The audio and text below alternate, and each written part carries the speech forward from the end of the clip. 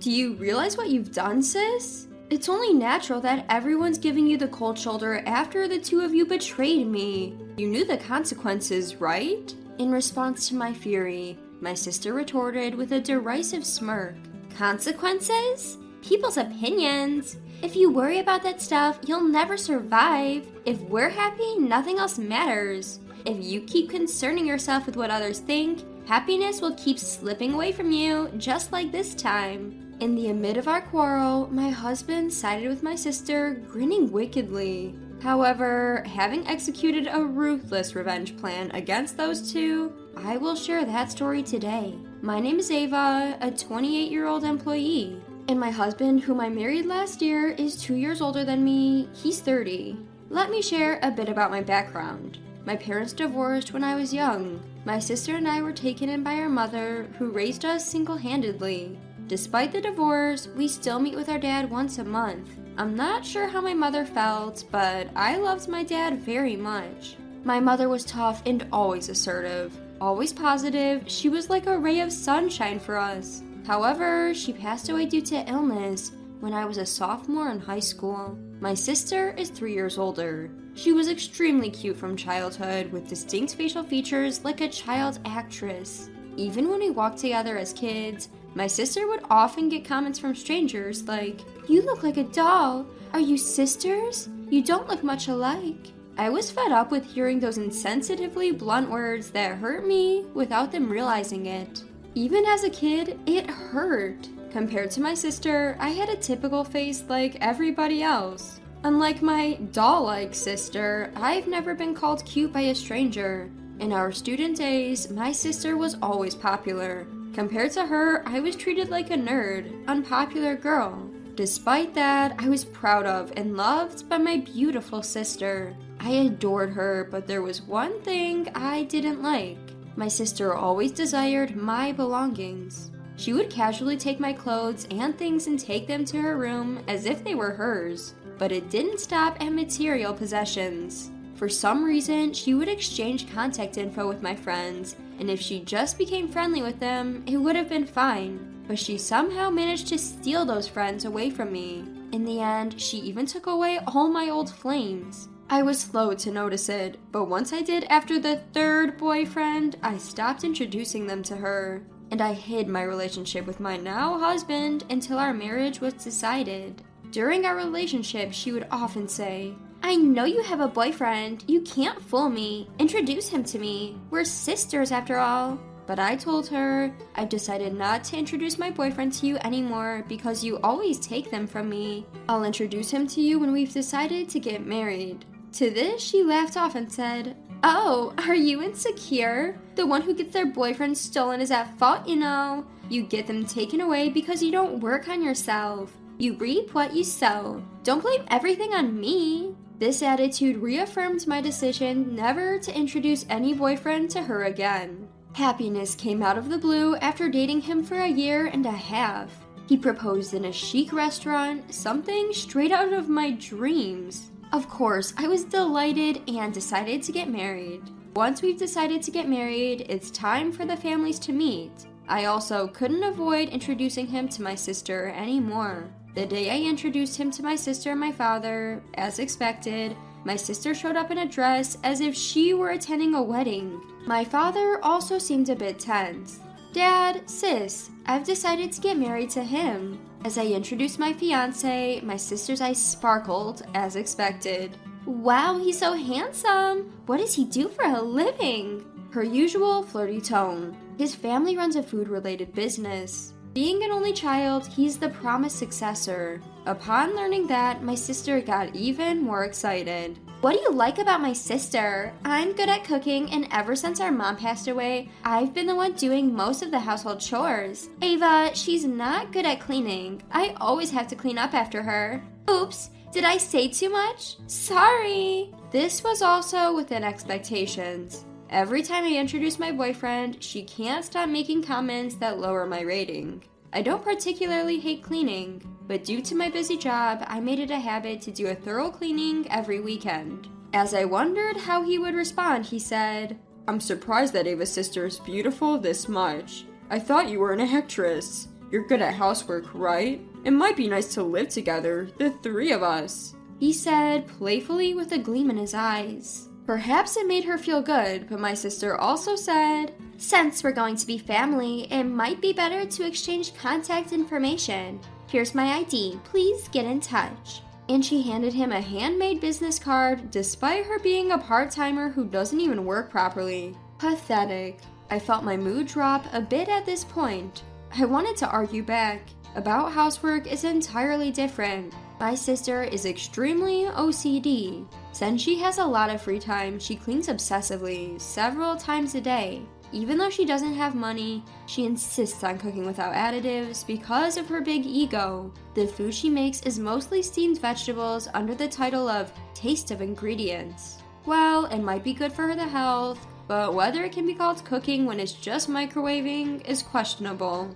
Ever since I started working, I've been cooking my own meals. My father told my sister, who was eagerly getting involved, "Don't always take your sister's stuff, go find your own. It's unseemly to reach out for other stuff. You're not that young anymore. Get married while there's someone willing to take you," he said, half jokingly. My sister, her face red with anger, snapped, "I don't want to hear that from a divorced man. I feel sick. I'm leaving," and stormed out. My father said, "Don't worry about your sister. I'll take care of it. Please make her happy. I've put a lot of burden on my daughter. Please take good care of her." And he pleaded with him. He also said, "Leave it to me. I will make her happy. And please continue to support us." And time flowed happily as if the earlier incident had never happened. After that, I greeted his parents. "Nice to meet you. We've recently gotten engaged. We look forward to your guidance and support.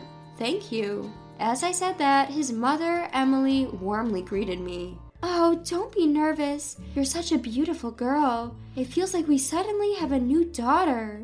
His father, Robert, also added, "We're a small business, but we're hoping you might consider working with us. We wouldn't want to force you, but would you think about it?"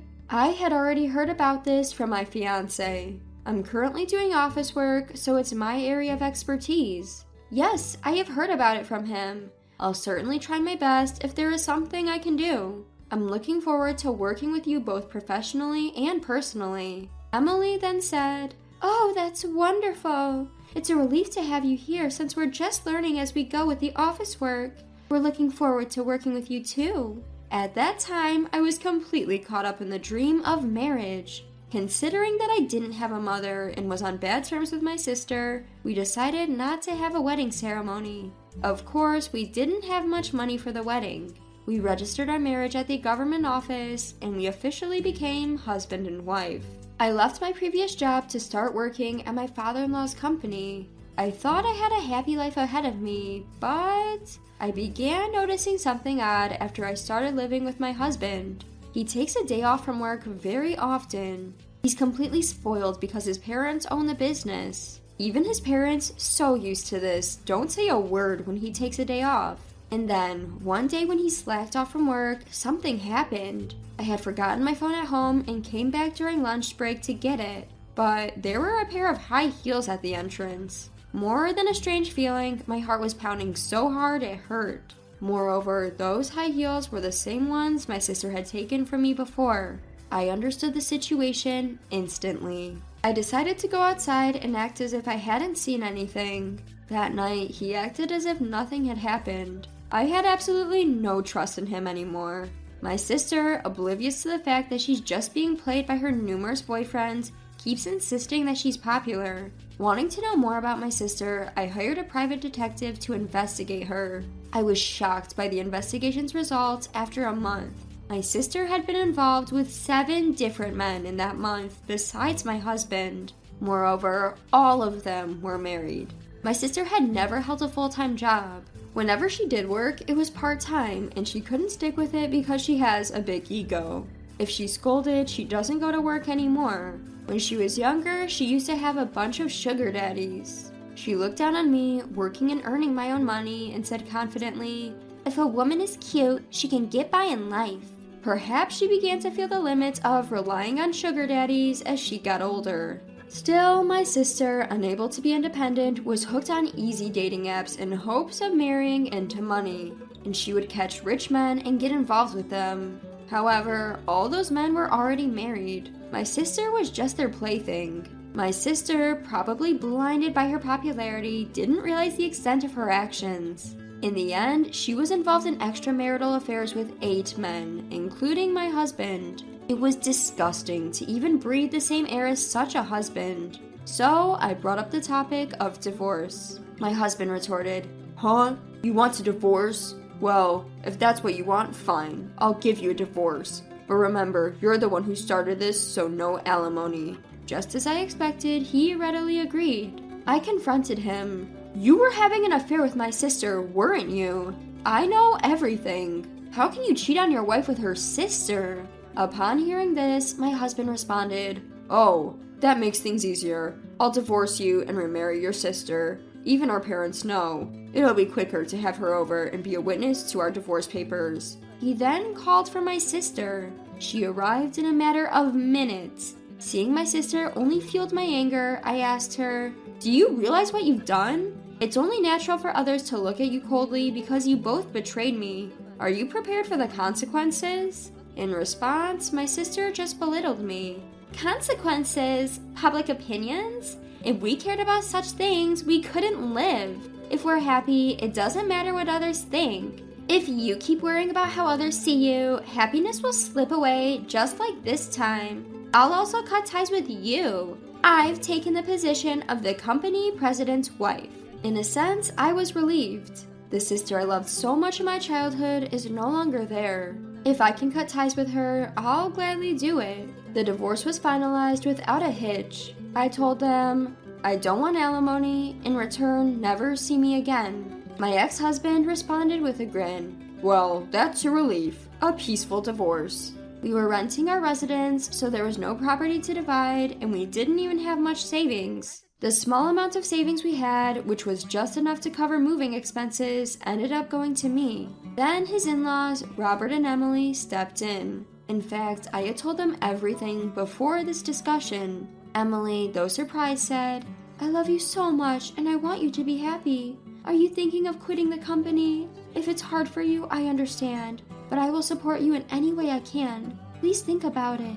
Robert then added, "Our son is useless. Your work is essential for our company." As it turns out, his restless in-laws arrived a little earlier than the designated time. Robert told my ex-husband, "I've had enough of you. You don't work properly. To top it off, you take leave to have affairs. Pathetic." My ex-husband retorted, "Even if you say that, I'm the only child and the next president. By my time, everything will be AI, so learning now is pointless." Emily also scolded him. "You don't work, but talk big.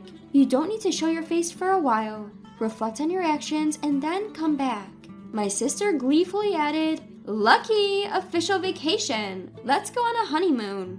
It was clear the situation wouldn't get any better. I decided to stay at my in-laws' house until I could find a place to live. The next day, I filed for divorce. And just like that, I became a single again. And this is where my plan got set in motion. I sent a legal letter to my sister's affair partner right after filing for divorce. My sister panicked over the alimony demands from the wives of 7 men she had affairs with, pleaded with my ex-husband, saying, "We can get married if you pay this alimony. You're going to be the next president, so why don't you take some money from the company?" But he didn't work, so there was no way he had any money, and he couldn't possibly take money from the company. He was rational about this and furious that she had been involved with 7 other men besides him. All he had in front of him were alimony demands for a vast sum from the affair partners. His future was looking bleak. Apparently they had a fight, but that wasn't the end of his misfortunes. A few days after I reported the divorce and my sister's affair to my dad, I was dining with my dad, who was concerned about my health. When I casually mentioned my ex-husband's parents' company, my dad said, "The president of that client company is my old buddy. Small world. We still go out for drinks regularly. He was the first person I consulted when I got divorced. He even performed at my wedding as a friend when I married your mom." It turned out that he had a relationship with the president of the client company. My dad, who was furious about this whole situation, had talked to his old friend about the divorce. He was furious that my ex-husband was so irresponsible. Knowing this, my dad contacted his old friend. He was drinking nearby, so he arrived soon. He was the president, who I had met several times at work. Small world, isn't it? I can't forgive that guy who hurt your beloved daughter. I'm going to take action immediately. Don't worry, I won't let anyone but him be unhappy. He ended this topic quickly and began to tell stories about his childhood with my dad. The next day, when I went to work, Robert looked a bit panicked. The client company said that they cannot trade with a company where my son will be the next president. Following that, related companies have also proposed to stop trading. He said. Emily also said, well, it's natural to hear such a divorce story. Trust is the most important thing for a company like ours. When I tried to contact the client company, Emily said, it's okay, it's not your fault at all. It's karma. It's about time that lazy son got a reality check. It's natural for a company to want to get rid of him. We've spoiled him too much. He's always skipping work without permission, slacking off when he's there, and then he has the audacity to suggest that manual tasks could be done by AI. He's not welcome in our company anymore. If we left the company to him, it would go under. Hearing this, Robert also said, you're right. The company would just go under if he took over. I have a proposal. It's a bit sooner than planned. But Emily, can we tell her about that thing? When he asked Emily, she said, this is perfect timing. Go ahead, darling. Then Robert said, this is something we've discussed before the divorce, but my foolish son is good for nothing. He's a burden to the company. Therefore, I'd like you to learn various aspects of the job over the years as a potential future president. This is not about blood relations, but a proposal to protect your precious company.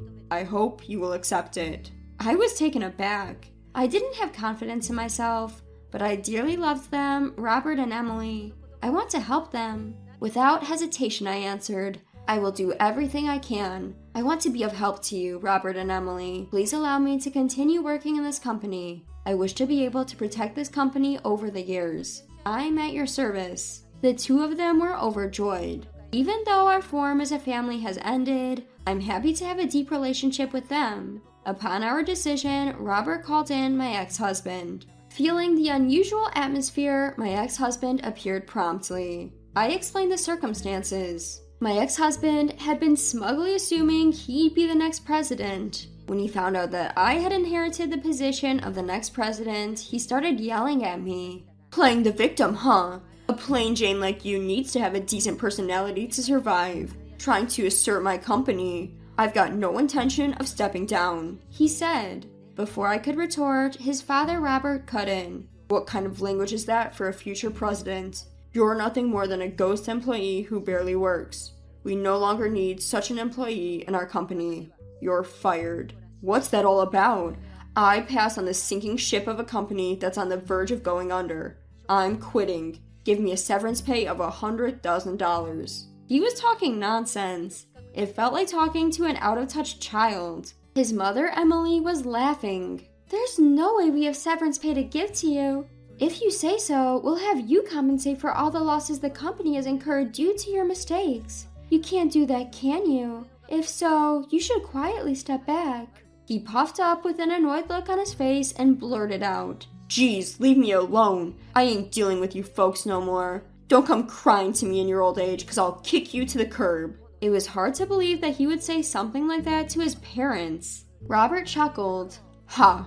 No matter how hard times get, I ain't gonna come crying to you. Sorry, but this here company is doing way better than you think. Ain't never crossed my mind to rely on you for my retirement. And with that, my ex-husband said, We're done here, and stormed out. We all looked at each other and couldn't stop laughing. Emily chimed in.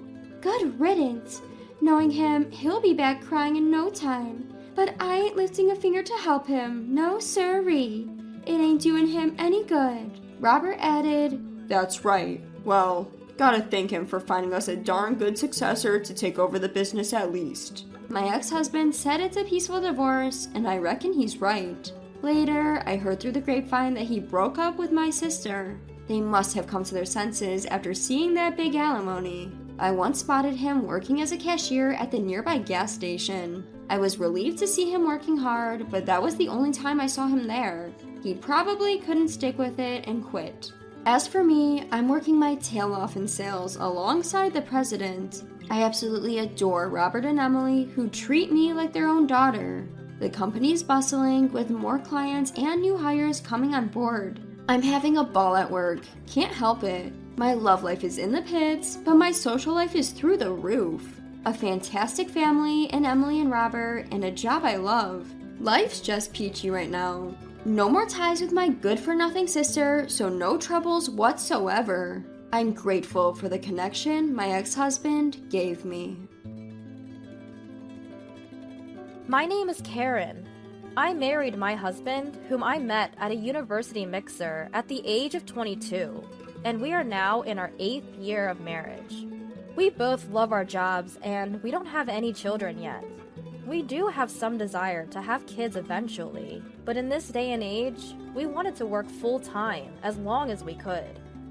Our jobs kept us both busy, and while we couldn't call it a life of misconnections, we both often worked late. And given that we've been together for 12 years since our university days, there wasn't exactly a daily mood of eager baby making. What's more, we currently live in New York, but my husband has told me that he intends to take over his family business in the future, so it's decided that we will return to his hometown in rural Nebraska. I had agreed to this. I was starting to think that it was time to start considering our future. I was, of course, feeling some pressure due to my age, but for now, I wanted to prioritize my current life as a career woman in the city. I get along well with my husband's parents, and I just had a phone call with my father-in-law the other day. Normally, in-laws would be asking about when we are going to have children, but they don't. Instead, they always show their consideration by saying things like, "Karen, our son can be quite selfish, isn't he? Thank you for looking after him." I felt that even if we move to rural Nebraska in the future, we can get along well with his parents. So for now, I was determined to fully enjoy my life and work in the city. Then, one day, as usual, when I returned from work, unusually, my husband had come home earlier. Even when I had to work overtime, I usually return home by 8 p.m. at the latest, including the time I spent shopping for dinner. And no matter how late it gets, I am home by 9 p.m. But my husband sometimes comes home past midnight, so I couldn't help but blurt out, "Oh, that's unusual." That day, I did some shopping at the supermarket and got back home at 9 p.m. It's rare for my husband to be home at this hour, and the atmosphere was gloomy. He was sitting on the couch, silent and brooding. Had something happened? "Welcome home." He doesn't even respond when I talk to him. "What's wrong? Are you feeling unwell?" I tried talking to my husband, who was sitting on the couch, several times, but he didn't respond, so I decided to start preparing dinner. We rarely had the opportunity to have dinner together, except on special occasions, but I always prepared a light meal that he could have whenever he came home. I was proud of myself for being such a good wife. That day's menu was loaded potato soup, steak, mac and cheese with some broccoli. I'm used to making quick meals, so I whipped it up in no time. "Dinner's ready!" Upon reflection, it has been quite a while since we sat down and had dinner together. My husband silently moved his food from the plate to his mouth. "Hey!" His silence throughout the dinner was unnerving. I was getting worried. Had something happened? Could he be cheating? Or was he fired from his job? Or maybe he's feeling unwell due to some illness. Worried, I put my fork down and asked, "What's wrong? You're awfully quiet. If something has happened, you should tell me. If there's something you want to say, then say it clearly." I confronted him in a strong tone. Then my husband, with a bitter expression on his face, reluctantly opened his mouth. "Well, I have a favor to ask. What? A favor, huh? I had thought he was going to say something bad. I was relieved. As long as it wasn't anything too terrible, I thought I'd listen to his request. You have your parents' place in the countryside, right? Yes. He brought up my parents' place in the countryside out of the blue. I was surprised. Then, shocking words followed. My father's company it has incurred some debt. What? Your father's company? My father-in-law runs a large printing company. He has dozens of employees, and my husband's family home is known as a prestigious household in the countryside. Would you mind if we used your family home as collateral? What did you say? Suddenly asked such a thing, I didn't know how to respond. My father is a normal salaried worker. My mother works part-time. My sister is working as a nurse in a local hospital, and somehow the three of them are making ends meet modestly. Even if it's for the sake of my husband's family, why does my parents' house have to serve as collateral? Sorry to say this, but your family's house it's normal. Unlike mine, right? Normal. Unlike his. What does that mean? Indeed, compared to the family of my husband, who runs a large local business, we are an ordinary family. In truth, my family is in a tight spot right now. If things keep going this way, we're going to bounce a check for the second time. That would lead to bankruptcy. We desperately need a loan of about $500,000. No way. I was shocked by the amount, but I was more surprised by my husband's next word. We come from a special family that runs a business, but your family is just the typical one, after all. Taking a risk wouldn't matter that much, would it? Even if something were to happen, you could always rent an apartment and live there as a family. Everyone in your family is working, right? You guys can manage that, can't you? Excuse me? We come from a family of different social status. There's a huge difference between my family going bankrupt and yours going bankrupt. I'm sorry, but can you hear me out just this once? Do you even realize what you're saying? Ignoring me, my husband continued. I hate to say this, but I could have married a woman of higher status than you. Someone like a wealthy daughter. Why would you say that? Despite that, I married an ordinary woman, like you. You must have been thrilled, right? It's like marrying into money. Be grateful for your luck of marrying a man like me, and listen to me in times like these. It's true that when I married my husband, both of my parents were happy that I was marrying the only son of a business owner. But they were also very apologetic, saying, we somehow feel like we're not on the same level. But I didn't marry my husband because I was aiming for a rich man. We both loved reading, met at a book club, and decided to get married because we found love for each other. But deep down, I couldn't believe he had been thinking like this. My husband's abusive words became more and more harsh. Your sister! Why is she still living in the house she was born in? She's a nurse, isn't she? She should get married and leave home already. If it's just the two of your parents, they can easily rent an apartment. It's cheaper in the countryside. Enough is enough. I started to lose my temper. That house was left to us by our grandparents, and our parents built it with their sweat and tears while raising us sisters. You're saying it doesn't matter what happens to it? But my husband wasn't listening anymore. Look, none of that matters. Don't bother me with your small-scale stories. Working to raise you two sisters. Huh. From the beginning, you and I were a mismatch. What? Call it a folly of youth, but during college, I got caught up in love and ended up choosing you. I should have looked at reality more. Even now, we're both working, right? If I had married a more sophisticated lady, I would have had the support of her parents, and she could have been a housewife. Wait, Are you even looking down on me for working? And it's not like you're at some top-notch company. You're desperately clinging to a regular job, looking so poor. Do you even know what you look like? You say you're busy with work.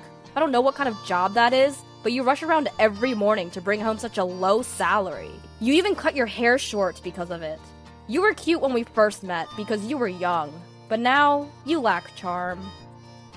How did this conversation about using my family home as collateral end up turning into him bad-mouthing my family and even my appearance? Even if his emotions are getting the best of him because of his family situation, he's far across the line. Still, my husband went on. Some say working women are attractive, but you're not one of them. I would much prefer a woman who lives a leisurely, elegant life, like my mom. Classy, you know? Why would you say that? I couldn't hold back my anger anymore as my husband began to completely negate me. If you don't want to get divorced, put up your parents' house as collateral. I'm still young and have the right to choose another woman. It's me who's going to climb up the social ladder from now on. Plus, I'll be the president of the company in town someday. If you don't want to be dumped, just listen to what I say. The man spewing these abusive words in front of me was no longer the husband I knew. What a horrible man he had turned out to be. My family should get saved over yours. I was shocked, realizing that this must have been his true feelings all along. Because my normally quiet husband, a man who's usually hard to read, was being unusually vocal. Something inside me snapped.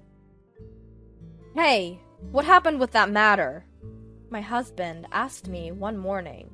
I hadn't spoken to him at all since then. Perhaps he had started to feel rushed, or maybe he had simply decided to stop hiding his true nature after openly expressing his long-held thoughts about me. His attitude remained incredibly arrogant. I'll give you an answer tonight. Upon hearing my response, he left the house. I filled in all the necessary items on the divorce papers I had brought from the city hall, signed them, stamped them, left them on the dining table, and then left the house. That evening, "Hey, what's this? What are you trying to do?" My husband, who might have expected me to consent to the collateral talk, had come home earlier than me. He was flabbergasted, looking at the divorce papers on the table. "You see these papers?" I responded coolly. "What are you thinking? Now's not the time for this kind of charade. I've told you, my family's in a pinch, haven't I? Are you really that stupid?" I ignored his offensive, stupid remark. It hurts to think that my father-in-law's company is in a crisis. But I just couldn't forgive this man for taking advantage of the situation to express his true feelings. "You're just an ordinary woman. I should have married a richer daughter." He had been carrying on with our married life all this while, thinking such things. And although he always comes home late, he could come home early in times of emergency. I hadn't noticed, or even thought about it before, but maybe he had had one or two affairs under the guise of work. But at this point, I didn't even care. Once I realized that he had been looking down on me and my family all along, there was no way we could continue our marriage. "Hey, don't mess with me!" He approached me, his demeanor threatening as if he might strike me, but I didn't flinch. "I've made up my mind. Now you need to sign this, too," I calmly stated. After that, I thought there might be a court battle involving lawyers, but in the end, he simply agreed to the divorce after some time. Since I had presented the divorce papers, I quickly packed my things and escaped to a temporary apartment. Perhaps he gave up, regretting what he'd already spat out was too late. He had clearly insulted me, and not just me, but my family environment as well. What's been said can't be unsaid, and I didn't give him the chance to undo it, because that was his true feelings. After the divorce, I worked hard at the job that my husband had ridiculed as low-paying. Fast forward a few years. On a Saturday afternoon, a day off from work, I got a call from my former father-in-law. The divorce was so sudden, we didn't have the opportunity to discuss anything with my ex-husband's family, because until that incident, I had been nothing but a good daughter-in-law. Ah, Karen! Long time no see. Long time no see, father-in-law. I was relieved by the cheerfulness in my father-in-law's voice. I tried to start the conversation, but my father-in-law interrupted me. I'm sorry about that time. I've heard a lot from my son. Yes, my father-in-law seemed to have completely forgiven my impoliteness. I think you know the situation, but since then, our company has recovered, and my son has returned to our hometown to help with the business. Is that so? At least, that was good. Even though they were the family of my divorced husband, I didn't wish misfortune on his parents because they were not the one to be blamed. My former father-in-law continued. Well, basically, my son came crawling back to us after you divorced him because that hurt his ego so much. And, well, you might not be interested, but I wanted to talk about our son. Yes? I had no choice but to listen, since I couldn't just hang up the phone. Since that time, he's been really down in the dumps. He's simply unmanageable. Really. I don't like speaking ill of my own son like this, but he's got this big attitude, like, I'm the son of the owner of this company, and he's alienating the employees. His ego has grown even larger since he moved back from New York. And he's just not well-liked at all. I see. He came back out of nowhere and started acting all high and mighty. We don't know what to do with him. I can somewhat imagine the situation. After all, he had such a low opinion of me, his own wife. He probably looks down on the employees of his father's company as mere servants. Several years have passed since then, and he's likely seated as an executive director. His personality has probably warped further, making it impossible to handle him. I see. We caused a lot of trouble for you. Anyway, Karen, this might be odd for me to say, but I hope you find true happiness. I know my son has been a real handful. That's not true at all. I hope you stay well, too. After hanging up the phone, I was relieved to know that his company was doing fine, and I couldn't help but envision what my ex-husband might be like now. But my imagination only lasted for a minute or two. Right after, I received a text from my current boyfriend. I've chosen the restaurant for tonight. Here. There was a link to an upscale sushi restaurant in the iMessage. Got it! See you at 6 p.m. I replied, and started thinking of what to wear for our date tonight. Since then, I've worked hard and been promoted, and quite unusually for my company, I've made it to the executive's position, a rare achievement for women. My salary has increased considerably from before, and I'm comfortably living on my own.